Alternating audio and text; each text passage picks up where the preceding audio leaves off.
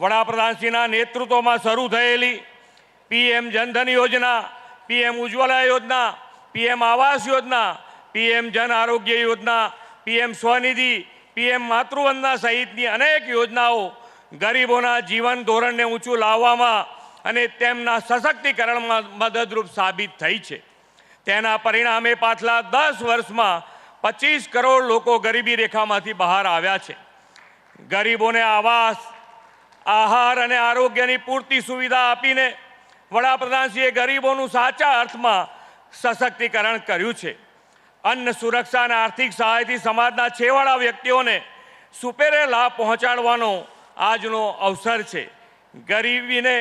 ગરીબીમાંથી બહાર કાઢવા અને ગરીબી વિરુદ્ધ લડી શકે તે માટે વડાપ્રધાનશ્રીએ પહેલું કામ તેમને તાકાત આપવાનું કર્યું છે. કોઈ પણ ગરીબ કે છેવાડાના વ્યક્તિને ભૂખ્યા ના સૂવું પડે તેની કાળજી વડાપ્રધાનશ્રીએ લીધી છે.